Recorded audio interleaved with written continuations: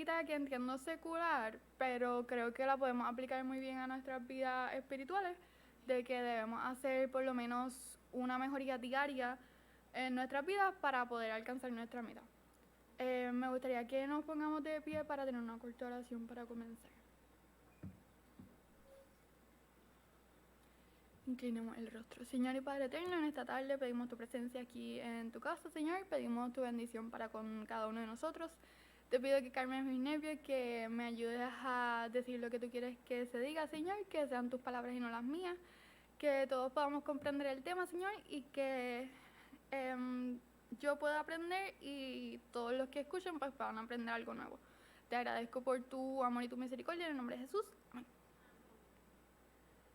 Ok, ahora rapidito quiero que, se me olvidó, orar rápido, pero tenemos un momento de oración. Chicas, ¿me ayudan un segundo? Ustedes dos, sí, ustedes dos. Una vez reparte esto, uno por persona, y hay unos bolígrafos. Reparten uno por persona.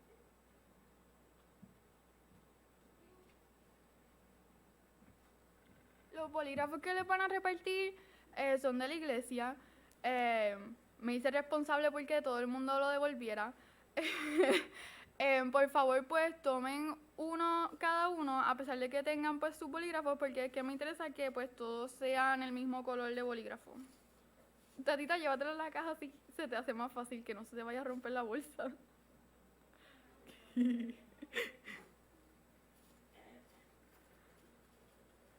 Es una paleta por persona y van a recibir un bolígrafo por persona. Lo que vamos a hacer es que cuando ustedes reciban su palito y su bolígrafo, a mí me gustaría que ustedes en ese palito escribieran una petición. No tiene que ser nada firmado por usted, ni que si ustedes no quieren, nadie tiene que saber que esa petición es de usted. Lo que vamos a hacer con esos palitos es que cuando todo el mundo los tenga y ustedes escriban su petición, los vamos a poner al frente y luego cada uno de ustedes va a venir a coger uno y van a orar hoy y esta semana pues por esa petición que les tocó. De nuevo, si ustedes no quieren que sepan que esa petición es de usted, no tienen que escribirlo. O si ustedes quieren que sepan que esa petición es de usted, pueden escribirlo. O si es una petición personal, pues ustedes pueden poner, por ejemplo, orar por Lali. Y la persona que le toque, pues va a estar haciendo eso esta semana. ¿Está bien? ¿Me entendieron? Cuando vayan terminando de escribir en los palitos, pues lo van a poner acá.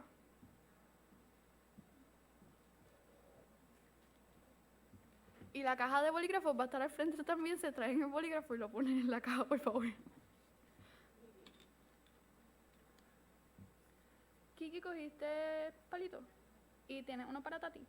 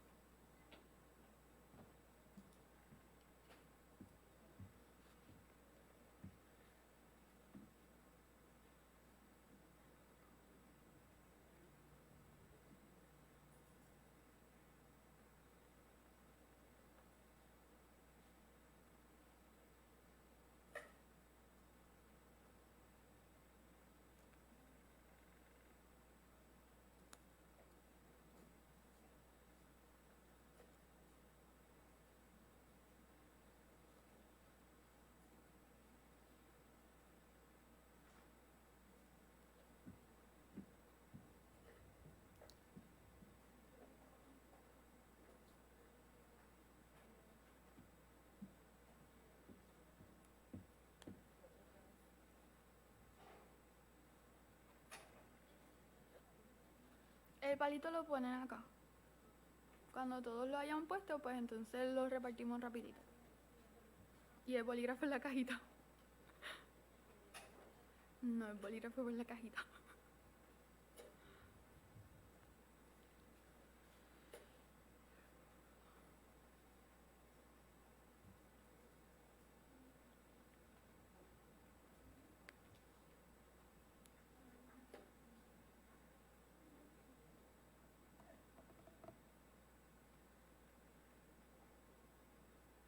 yo no sé la matemática, pero se supone que si todo el mundo pone un palito, todo el mundo tenga un palito. No se supone que haya palitos de más ni personas de más. Ok, sí. No ha llegado nadie después de los palitos.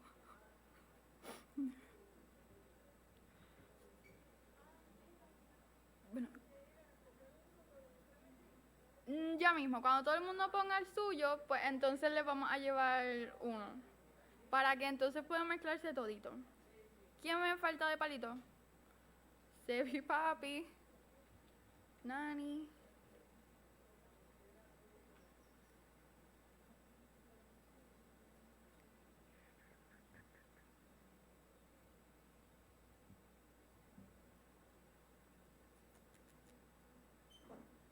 ¿Alguien más me falta? Además de Nani. Ya todos los pusieron, ok. En la caja. Gracias.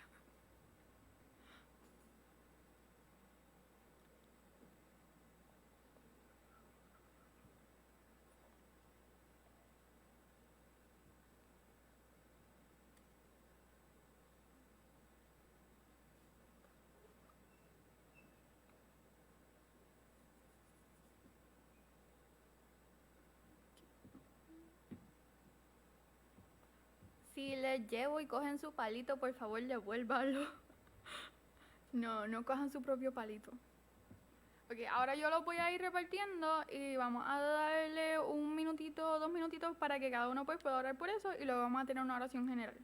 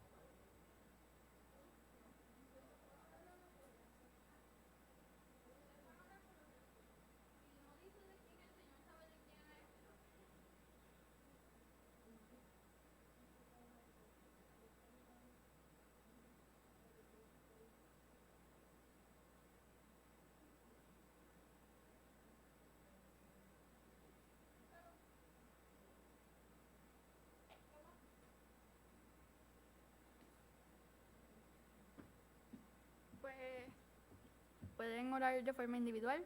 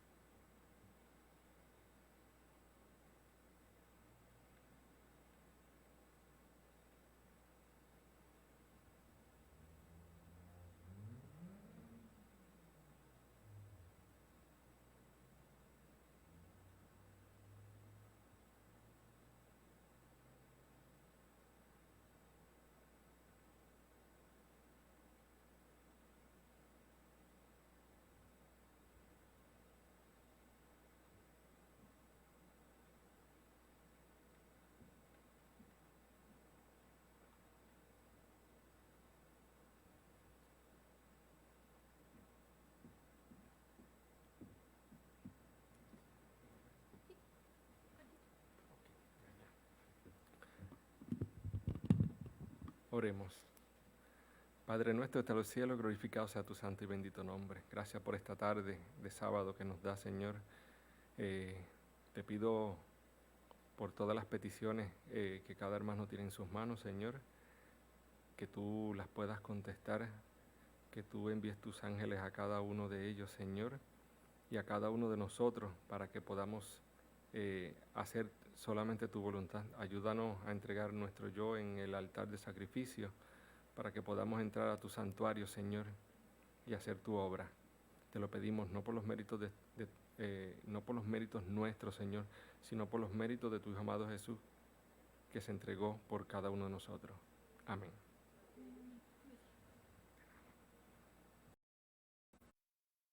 Pues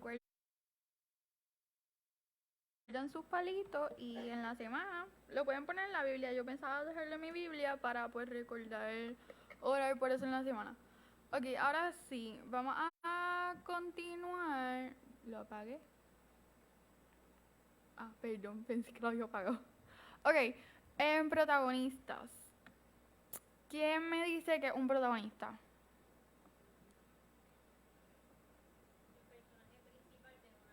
Ok, ¿alguna otra definición? Yo tengo aquí que el protagonista pues, es el personaje principal de una obra, de una película, de una historia o cualquier creación narrativa. Se puede definir... perdón. Se puede definir como el que actúa en la primera parte, también lleva a cabo las acciones más importantes de la historia y sin su participación la trama no va a tener sentido. Reciben toda la acción y tienen que sortear obstáculos para llegar a su cometido y experimentan una evolución desde que comienza el relato hasta que finaliza. Eso es lo que es un protagonista de forma general. Ahora, ¿qué es un personaje secundario? ¿Quién? ¿Qué es un personaje secundario? Si el protagonista es el principal, pues el secundario. Okay. Un personaje secundario es el que acompaña al protagonista en el relato y que puede aparecer de forma recurrente. Su aparición es esencial para el desarrollo de la historia o para la evolución del personaje, pero como tal no es de quién se trata la historia. Usualmente cuentan con nombre e historia, ya que pues la participación en el trama es importante. Y la obra no sería lo mismo sin la intervención de este personaje. Son aquellos que tienen un rol importante en el desarrollo y aportan coherencia y comprensión a la historia principal.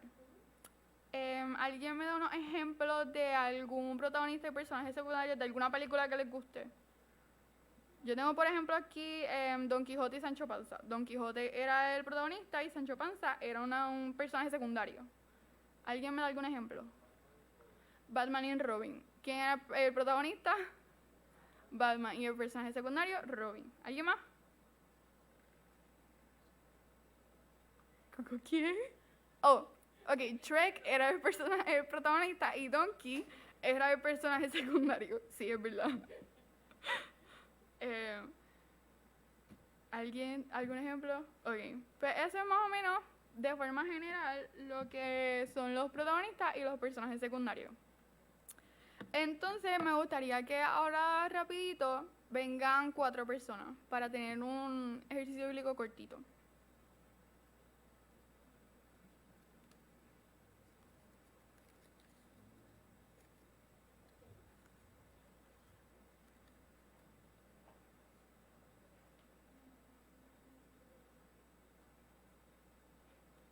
Ok, necesito 2 más. 1 y 1. Coge un papelito. Coge un papelito. Yo los llamo, si no vienen. Ok, me falta 1.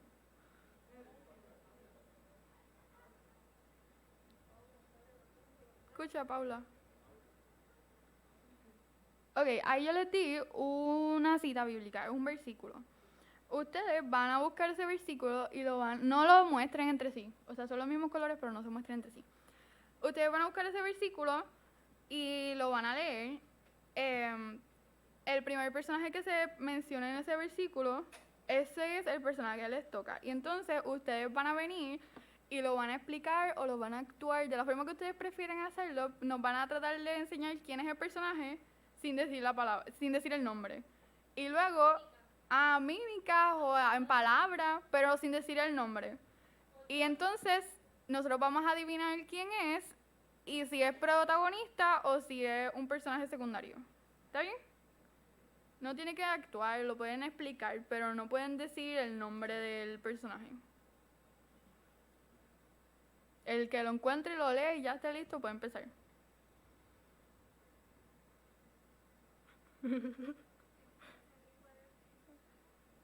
El que te tocó a ti, tú lo vas a hacer y entonces las personas van a decidir si es protagonista o si es personaje secundario.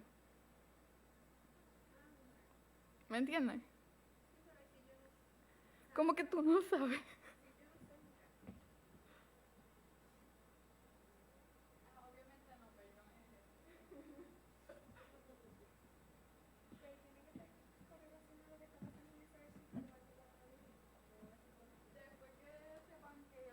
Es la persona. ¿Ya?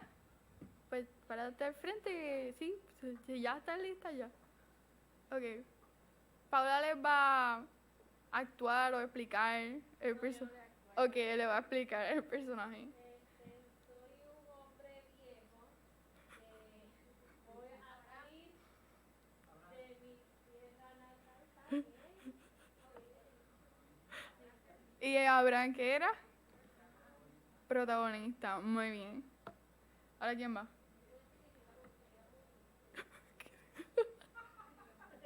¿No te dejaron hablar? Ok, ahora va Seba.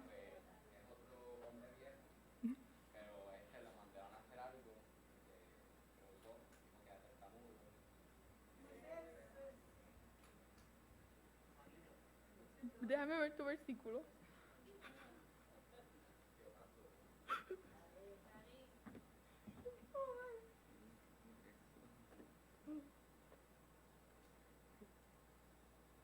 Maybe hice algo que no debía.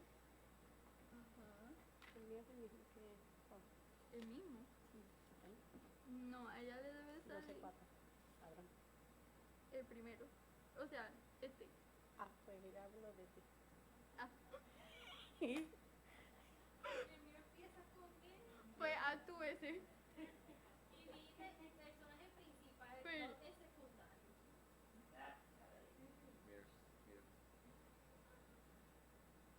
Ah, era este. Dale, dale, dale. Pero no entiendo Fue mi culpa. Hubo un malentendido con mis instrucciones, pero...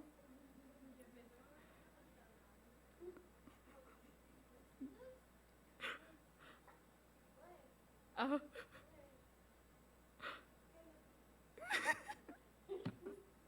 Ya lo digo. ¿Quién era el secundario? ¿Quién es el secundario de Abraham? Ok, Pues ya está. ok. Y Leilani.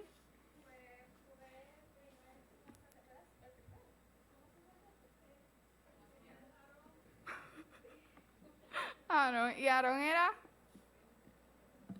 ¿Cómo? Depende por qué. Porque la Biblia en diferentes partes habla de diferentes personajes, pero en unos capítulos podemos estar hablando de un personaje como el personaje principal y en otros capítulos puede ser ese mismo personaje principal un personaje secundario. En este caso, pues yo les di la porción que hablaba de cuando el Señor mandó a llamar a Moisés y luego cuando Moisés está refutando, pues él le dice que le va a mandar a Aarón para que lo ayude. Y acá, pues cuando estamos hablando de que el Señor mandó a irse a Abraham y pues él se llevó a Lot. Ok, perdonen el revolú, mi culpa. Anyway, como les estaba diciendo, pues sabemos que la Biblia está dividida en diferentes libros y los libros están divididos en capítulos Y en cada capítulo, pues nosotros encontramos diferentes historias. Y puede que a través de varios capítulos nosotros estemos hablando de una historia y en otros capítulos puede ser que ese solo capítulo habla de una historia. Y a través de los libros nosotros podemos cambiar de personaje principal varias veces y tener múltiples personajes secundarios. Si yo les pregunto quién es el protagonista de la Biblia, ¿quién ustedes creen que es? Jesús. Y entonces, si Jesús es el protagonista de la Biblia, él tiene un grupo de gente a los cuales nosotros podemos entender también que son protagonistas a lo largo del Antiguo Testamento. ¿Quiénes serían?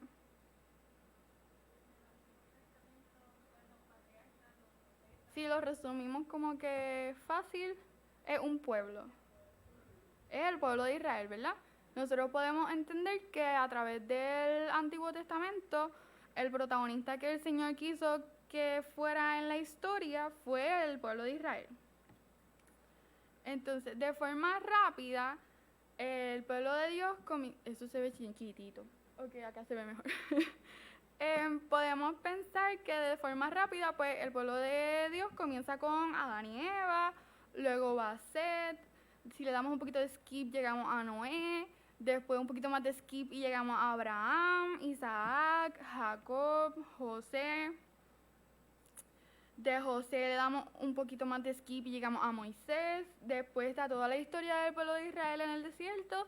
Y si le damos un poquito más para adelante, tenemos a Josué, tenemos a los jueces y tenemos los reyes. Y por ahí siguen.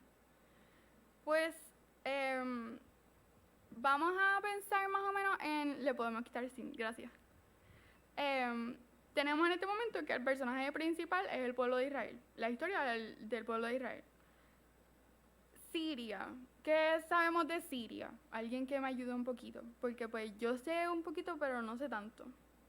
Siria era un pueblo enemigo del pueblo de Israel, estaban todo el tiempo llevándose la contraria, no tenían las mismas leyes ni los mismos dioses, y se encuentran más o menos en ese timeline, vamos a centrarnos en el área de los reyes.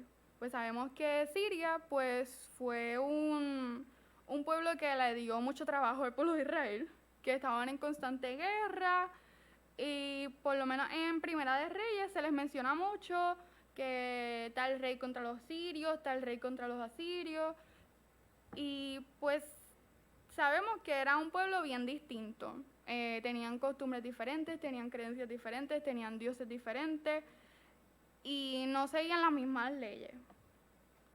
Si nos centramos en lo que es el personaje de Eliseo, Eliseo en algún punto de la historia viene siendo el personaje secundario. Comienza como personaje secundario. La primera vez que vemos a Eliseo... Ajá. ¿Cómo qué? ¿Por qué? Ok, no entendí.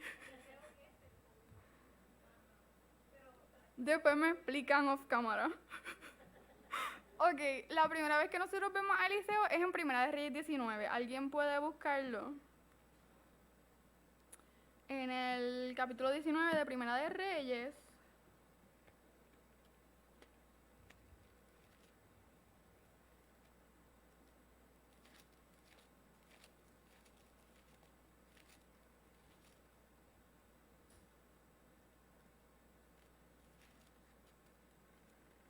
Alguien que me lea del 19 al 21, por favor.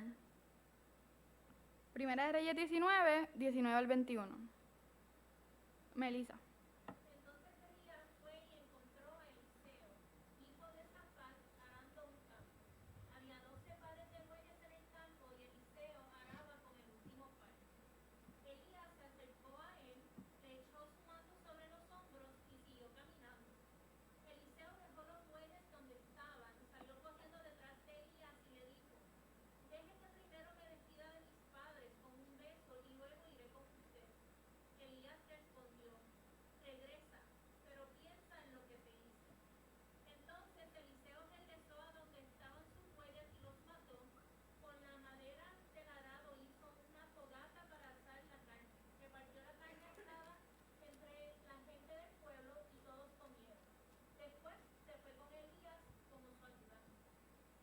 Ok, ahí estamos viendo que venimos siguiendo la historia de Elías, que es el personaje principal, y eventualmente Elías se encuentra con Eliseo y lo hace parte de su historia, porque sabemos que más adelante Eliseo es un personaje que es recurrente en la historia de Elías y eventualmente le quita protagonismo, podemos decir, porque Elías pues se llevó el mejor premio y se fue para el cielo.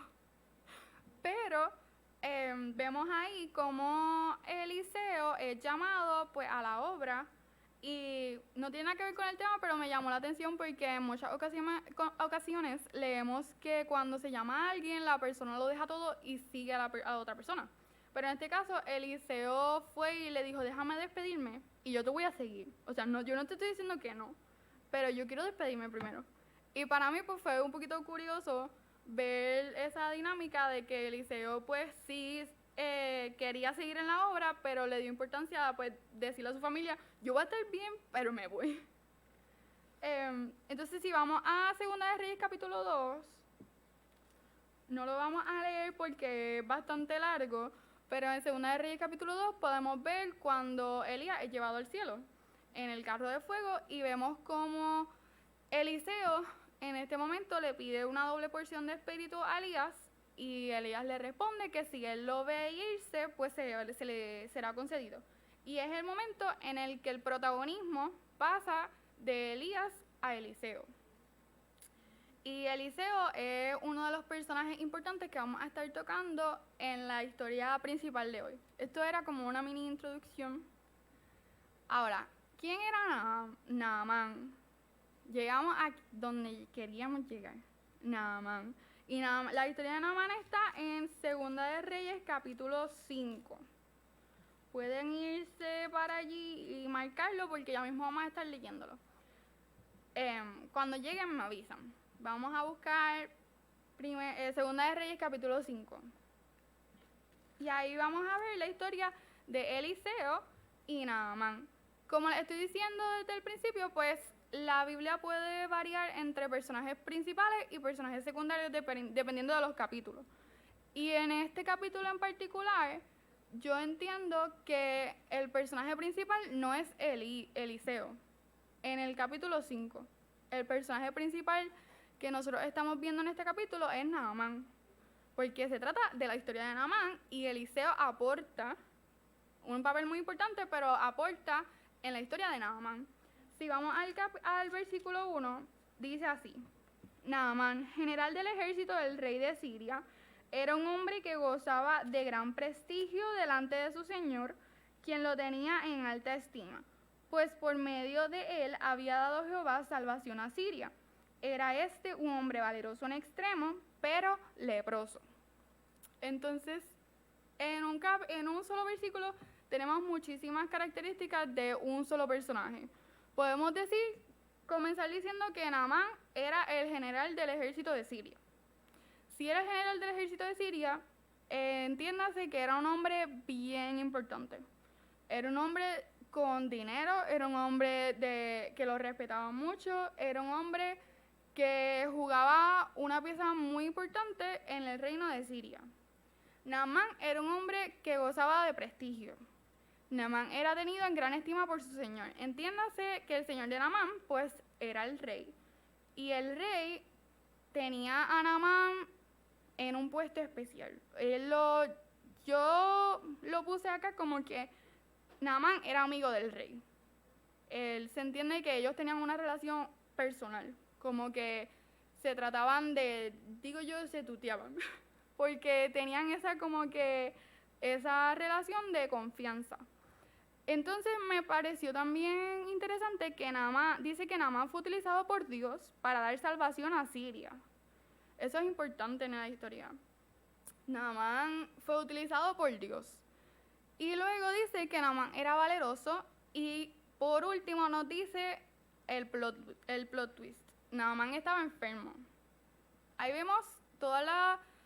podemos ver que cumple con el papel de ser protagonista. Es alguien de quien se trata la historia, es alguien que tiene que combatir ciertos obstáculos para llegar a la meta. Y el plot twist de él es que pues estaba enfermo. Podemos ver Ok. Mm. Entonces, él estaba enfermo, pero ¿de qué estaba enfermo? Nos dice el versículo 1, de lepra. Hace unos días, mientras estábamos cogiendo el curso de Light, escuché al pastor que comentaba como que acerca de eso, de una forma pues que yo nunca lo había pensado. Y no sé si ustedes lo habían notado. Habla que Naamán estaba en Siria, por ahí caminando, y que iba donde el rey, que iba donde aquel. O sea, él estaba entre medio de la gente. En Israel, cuando había alguien leproso, era apartado. Así que eso es una característica donde podemos notar que realmente estos dos pueblos se diferencian mucho, porque los leprosos eran considerados pues inmundos porque estaban enfermos, y en Siria caminaban por entre medio de las personas como si no tuvieran nada. Se dice que la lepra era una degradación física, primeramente física, pero también era una degradación mental, social y espiritual. Pues, por ejemplo, para el pueblo de Israel, cuando había alguien leproso, pues era una degradación espiritual, porque no eran permitidos dentro del templo ni cerca, eran apartados completamente de la sociedad, de su familia. Y también es algo mental, porque pues estar enfermo a nadie le gusta. Y que estés enfermo y que te boten para allá, pues peor todavía. En el caso de Naamán, pues no lo estaban apartando. Pero eso no quiere decir que Naamán no haya tenido unas repercusiones mentales por su enfermedad, de preocupación, ansiedad, depresión, cualquiera de esas. Entonces, si vamos al versículo 2, ¿alguien me lo puede leer? Es 2 de Reyes 5:2. Los sirios habían salido en incursiones y habían llevado cautiva de la tierra de Israel a una muchacha, la cual servía a la esposa de Naamán. Ok. Yo entiendo que dice que una banda de personas fue a otro sitio y dice ahí se llevó a la muchacha. Pero yo entiendo que se van a llevar más gente. No es como que van a ir específico y van a coger a la muchachita y se la van a llevar y no se van a llevar a más nadie. Así que podemos entender que ella fue sacada de ahí, pero no fue sola. Y qué casualidad que ella termina en casa del general de Siria. O sea, ponle que se hayan llevado, qué sé yo, 50, 100 personas de esa región en particular, y las reparten, y ella termina en la casa de Naamán. ¿Ustedes creen que es como que coincidencia? No tiene nada de coincidencia. De ella pues no se dice el nombre, no se dice si era rica o era pobre, no se dice quién era su familia, y se estima más o menos que estaba entre los 12 y los 15 años. Eso es como que la única información que encontré, que se supone un poquito pues que ese era el rango de edad que ella estaba. Se nos dice, de forma general, se nos dice de dónde era y a dónde la llevaron.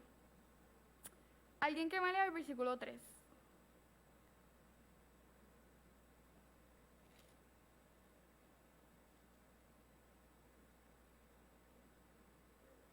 Uh-huh.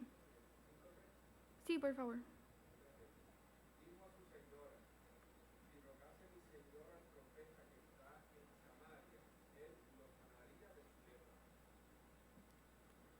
Si lo pensamos de una forma bien dramática, estilo película, como que la sierva de la casa se atrevió dizque ahí a irle a dar instrucciones a la primera dama de la casa. Como que si lo pensamos de esa forma bien dramática, yo no me hubiera atrevido a decirle nada. Yo hago lo que tú me digas y ya. Pero ella tuvo como que la valentía de acercarse a esta persona que era la más importante en la casa y hablarle. Allí en la Biblia no se nos especifica cómo la trataban, ni cuál era exactamente pues el trabajo que ella tenía. Se dice que servía a la esposa de Naamán. Y yo a veces pienso que hay detalles que nosotros nos podemos preguntar que no están acá, porque el Señor espera que cuando estemos en el cielo pues podamos tener esas preguntitas para sí. Pero el Señor no nos especifica muchas cosas. Sí se nos dice que ella trabajaba directamente con la esposa de Naamán. debemos entender que esta chica, ella está involucrada de forma social y emocional con esta familia. Ella podía ver qué estaba pasando en su casa a causa de la enfermedad con la que estaba lidiando Naamán y su esposa, y si tenían hijos, pues también eran afectados por esta. Ella realmente sintió empatía por el sufrimiento de ellos, pero les pregunto, ¿ella no había sufrido? La sierva de Naamán no había sufrido. Había tenido su sufrimiento propio, pero ella tuvo empatía por el dolor de sus amos. Ella estaba allí obligada. Ella no estaba allí porque quería. Ella fue esclava y ella muy fácilmente pudo quedarse callada y decir, ¿para qué te voy a decir yo dónde te puedes sanar? Si te mueres quizás me dejan libre. ¿O por qué tengo yo que ayudar a alguien que me alejó de mi casa, de mi familia, de mi pueblo? ¿Por qué? Ella no tenía la mínima obligación. No podemos decir ni que la obligación moral de haberla ayudado, porque ellos no habían sido moralmente correctos con ella. Ellos la habían quitado de donde ella era. Así que ella realmente decidió en sí, y lo más probable, ella dudó de ¿lo hago o no lo hago? Pero ella decidió ser íntegra con lo que ella conocía. Y ella decidió ser valiente y mostrar su fe en Dios y sugirió a su Dios como la mejor solución. Si leemos el versículo 4, dice, Naamán fue y se lo relató a su señor, diciendo, esto y esto ha dicho una muchacha que es de la tierra de Israel. Entre el versículo anterior, que es donde la sirvienta de Naamán habla con la esposa de Naamán, y este versículo donde Naamán va al rey, no hay nada. ¿Qué ustedes pueden interpretar por eso? Que no haya como que un versículo donde la esposa de Naamán le explicó, él lo pensó. No, la esposa de Naamán le dijo, mira, la muchachita que está aquí me dijo esto. Y él dijo, voy para donde el rey. ¿Qué ustedes pueden entender por eso? Que de alguna forma esa muchacha había impactado la vida de Naamán, que él confió ciegamente. Él dijo, si ella lo dice, tiene que ser verdad. Y se fue para donde el rey. No dice que Naamán investigó y mandó gente a buscar información. Él dice que él fue donde el rey y le pidió permiso, le dijo, mira, esto y esto me dijo la muchacha. O sea, ya de por sí, él le hizo referencia al rey de que la muchacha que estaba en la casa de él le había dicho esto. Y el rey le dijo, pues vete. Y o sea, el general del ejército de Siria, una persona súper importante, le hizo caso a la muchacha que estaba en la casa de él. Eso no le da como que a entender que esta muchacha había sido tremendo ejemplo o tenía tremendo testimonio que le estaba dando a su amo para él poder decir, yo confío en lo que ella me dice. Entonces, de ahí en adelante, conocemos bastante el resto de la historia y sabemos que pues le pidió permiso, el rey le dijo, pues llévate esto y esto, y él va donde Eliseo. Y Eliseo, a ellos hablan, y Eliseo lo manda para el río Jordán. Y ahí, si podemos verse el versículo 10, y alguien que me lo pueda leer, el versículo 10 va a pasar luego de que él decide como que él está peleando. Él dice, yo no quiero ir para ahí porque ese río está sucio. Y entonces, ¿qué dice el versículo 10?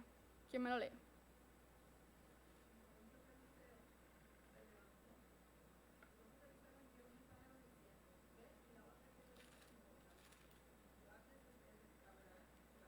Ay, perdón, dije 10 y el 13, discúlpame.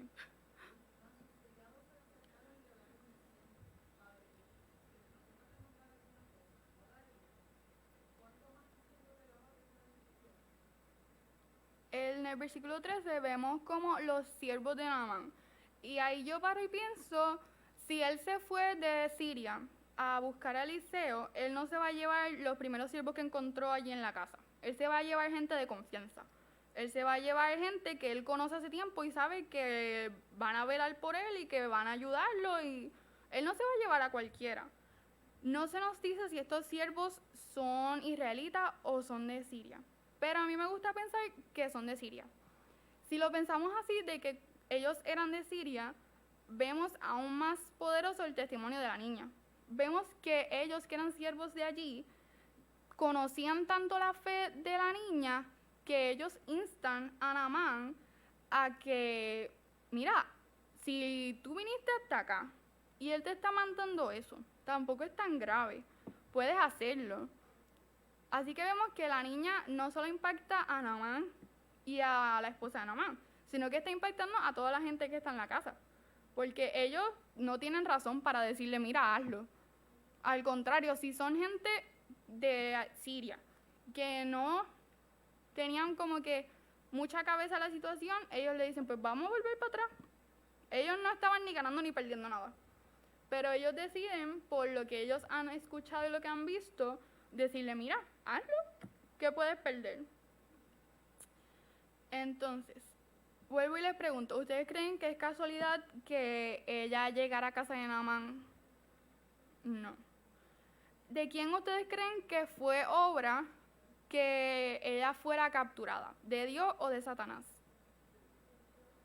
De Dios. El Señor tiene todo organizado de acuerdo a su plan. Y cuando estaba escribiendo esto, pensaba en decirles como que esta frase que escuchamos mucho, que es como un versículo parafraseado que dice que Dios no nos da algo que no podamos soportar. Pero hace unos días, no sé si Meli se acuerda, que envió un video. Y pues yo se los traje. La frase... Yo se los traje para que ustedes lo escuchen y podamos aplicarle un poquito pues, a la historia que estamos escuchando. La frase, Dios no te dará más de lo que puedas soportar. Lo curioso, amigos, es que la Biblia no dice eso. Lo que la Biblia nos enseña realmente es que es posible que Dios permita que experimentes algo en tu vida que no puedas soportar en tus propias fuerzas, para que no tengas más opción que depender completamente de Él. Es posible que Dios permita que experimentes dolor que no puedas soportar para que dependas de sus fuerzas como Job. Quizás Dios permita que pases por algo que no puedas soportar para que dependas de la gracia suficiente de Dios como Pablo, para que dependas del poder de Dios como Moisés, para que en medio de tu depresión dependas del gozo de Dios como Nehemías. La Biblia no dice Dios no te dará algo que no puedas soportar, pero lo que sí dice es que Dios no te dará algo que Él no pueda enfrentar, restaurar y obrar para su gloria, tu bien y el bien de otros a tu alrededor. ¿Lo escucharon bien o quieren que se lo ponga de nuevo? Yo lo tuve que escuchar varias veces como para poder como que entender del todo lo que él está diciendo, que es real. Y si nosotros lo aplicamos a esta historia, ¿no es esto lo que está pasando en la vida de la niña? O sea, yo no digo es porque yo no sé, pero debe ser sumamente difícil que te lleven de un sitio como esclava y te tiren en otro. O sea, ella tenía su sufrimiento propio. El Señor permitió que ella tuviera ese sufrimiento. Porque ustedes me acaban de decir que obra de Dios fue que ella fuera capturada. El Señor permitió ese sufrimiento con un propósito mucho mayor, que ella probablemente ni se imaginaba en el momento que estaba padeciéndolo. Y toda esta historia puede variar en muchos puntos si ustedes lo piensan. Dice que las bandas armadas fueron a Israel y capturaron gente. Las bandas armadas podían ir a cualquier parte de Israel y fueron donde ella vivía. Las personas que fueron llevadas podían ser cualquier persona. Ellos entraron por ahí, agarraron los primeros que cogieron y se fueron. Ella estaba en ese grupo. Luego de tantos sitios, ella termina en la casa de Naamán. Ella pudo haber terminado en la casa del lado de la de Naamán. Ella, además de eso, si ella no hubiera llegado a la casa de Naamán, ¿cómo hubiera llegado Naamán a Eliseo? Y a veces nosotros pensamos como que el Señor si tiene un plan, pues Él lo va a cumplir por el medio que sea.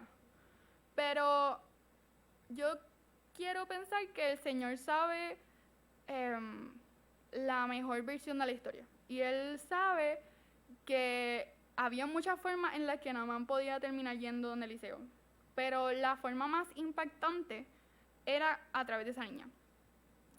Él decidió que sucediera así y pues él sabía que era la mejor forma. Si pensamos en forma de conclusión de la historia, después de que se acaba la historia, podemos ver que esta niña no solamente impactó la vida de Naamán y su familia, sino que impactó la vida del rey, porque el rey vio directamente el milagro que pasó en Naamán. Y impactó a todo el reino porque los chismes es lo más rápido que corre. Naamán tenía lepra, se fue, llegó y ya no tiene lepra.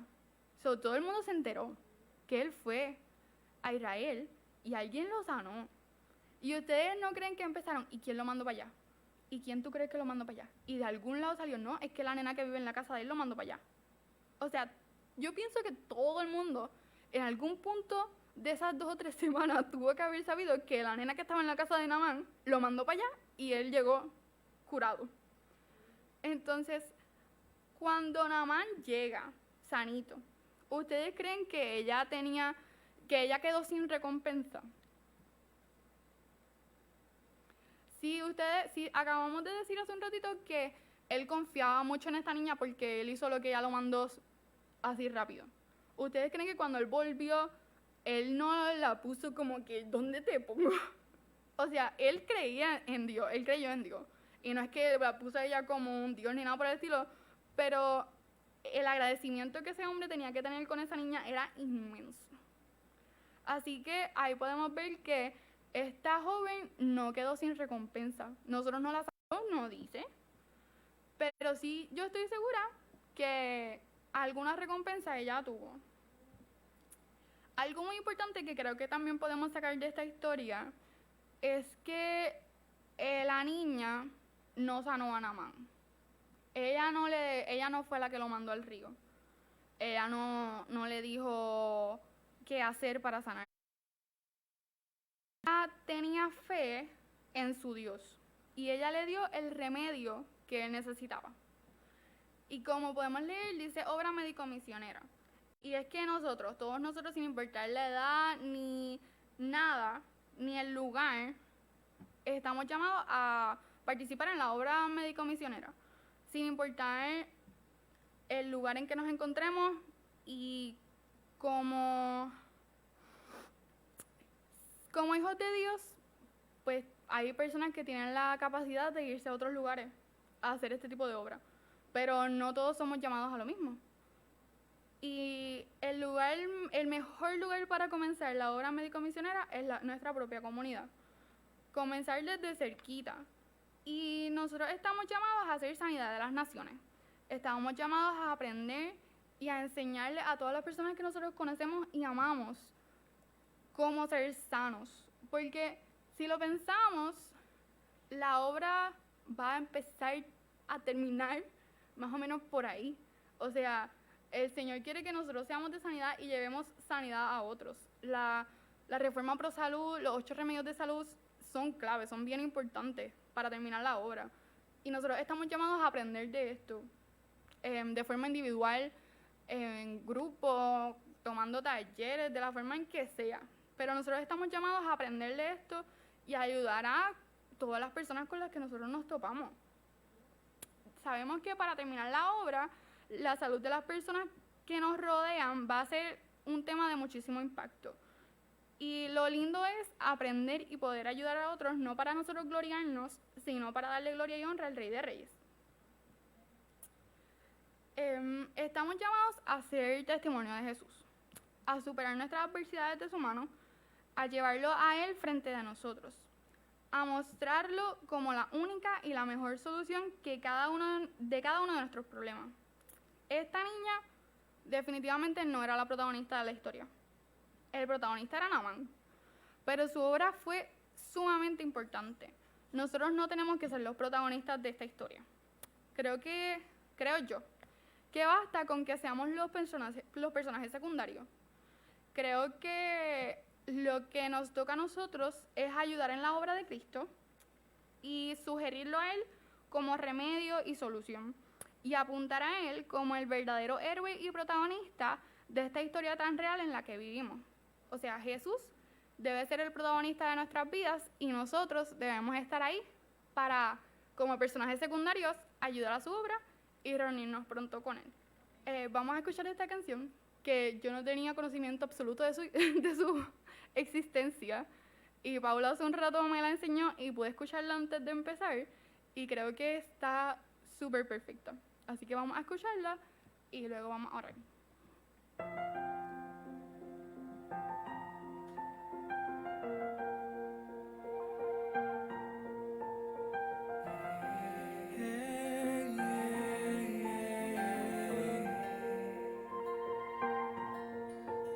Tocaron a mi puerta y me pidieron ser el personaje principal. Sin dudarlo acepté porque sabía de lo que yo era capaz. Me miré al espejo, se me infló el pecho. Comencé a aprenderme uno a uno cada verso. Siéndote honesto, di todo mi esfuerzo. Le dije a mi madre, ha llegado mi momento.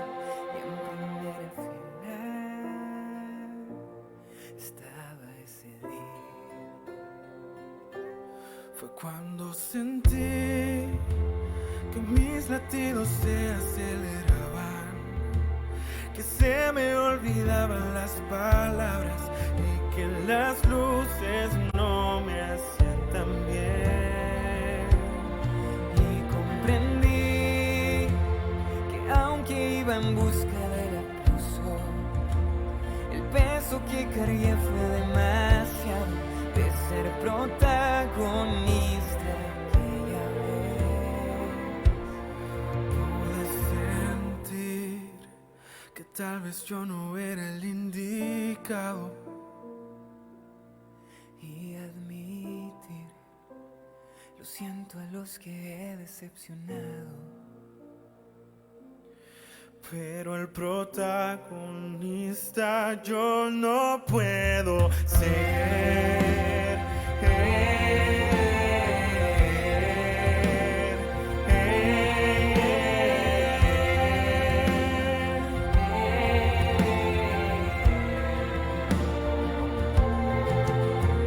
Fue allí en medio de mi ansiedad y orgullo cuando pude descubrir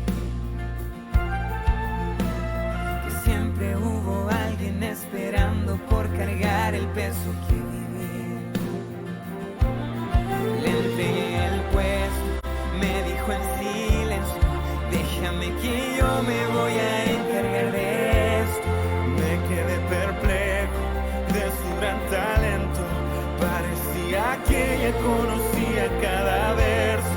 Y llegó el momento. Y ya no había nervios.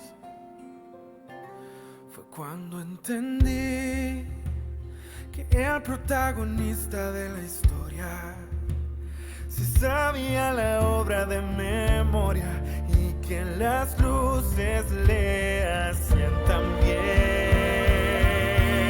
Y comprendí que solo él era digno del aplauso, que mi lugar estaba a su lado, viéndolo actuar y descansando en él.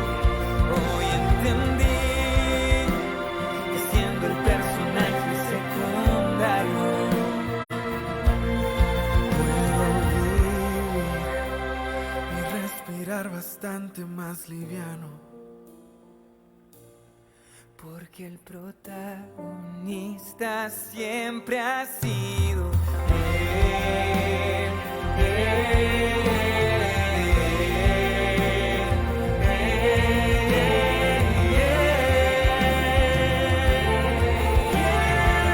No falla,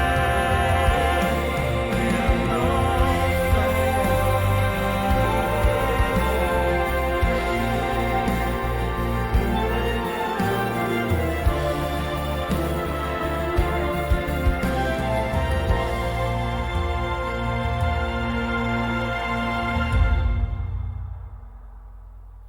No quiero olvidar que soy el personaje secundario.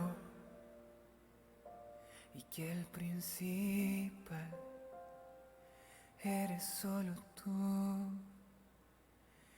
Jesús amado.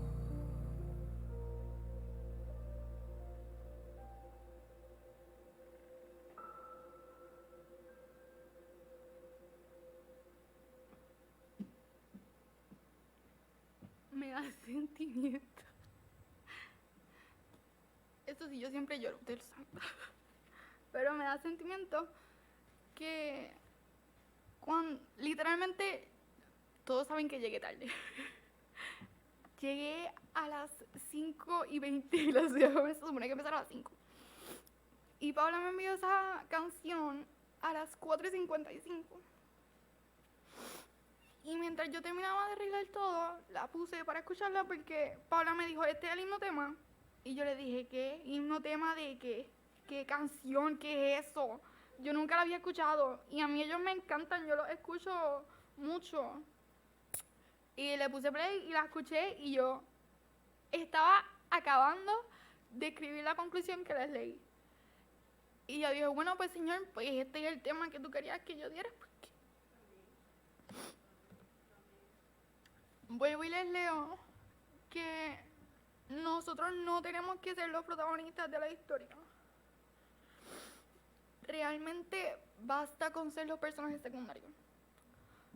Con que nosotros podamos, de la manera que sea, de la manera que nosotros entendamos que el Señor nos ha capacitado, que nosotros seamos de aporte a la historia del personaje principal que es Jesús. Y nada más con eso, bien simple, sin nosotros tener que ser apuntados por las luces ni llevarnos la gloria por nada. Aportamos a que Cristo venga un poquito más rápido. Puede ser el tema de esta noche. Perdonen las lágrimas como siempre. Les invito a que nos pongamos de pie para terminar una oración.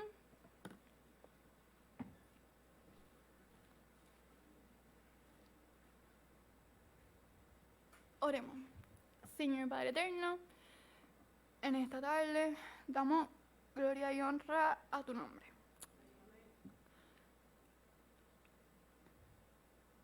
Agradecemos que hayamos podido aprender tanto de un capítulo, una parte pequeñita de un capítulo de tu palabra.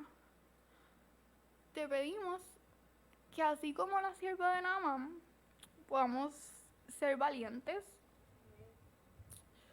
podamos aprender que sin importar el sufrimiento que nosotros hayamos pasado, es algo de lo que tú tienes control y algo que puedes utilizar para que nosotros podamos ayudar a las personas que tenemos cerca. Te pedimos que de tu mano nos ayudes a continuar con la obra médico-misionera, Señor, que sabemos que es tan importante. Te pedimos que nos des el empeño, el deseo y las ganas de aprender para gloria y honra tuya y para sanidad de las naciones, como dice tu palabra. Deseamos, Señor, que a cada uno de nosotros nos des ese deseo de ser personajes secundarios en esta historia que gracias a ti está llegando a su fin. Deseamos poder ser parte de este último mensaje, que podamos aprontar tu venida y conocerte pronto.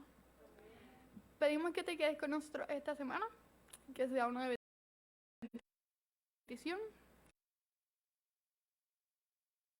que nos ayudes a ser de bendición y que podamos continuar, así sea de forma pequeñita, comenzar a hablarle a las personas que tenemos cerca, a hacer que tenemos cerca de ti. Te pedimos que nos acerques a cada uno de nosotros y a nuestras familias más a ti, que podamos continuar obedeciendo tu palabra y amándola cada día más. Gracias por todas tus bendiciones en el nombre de Jesús. Amén. Vamos a hacer el círculo.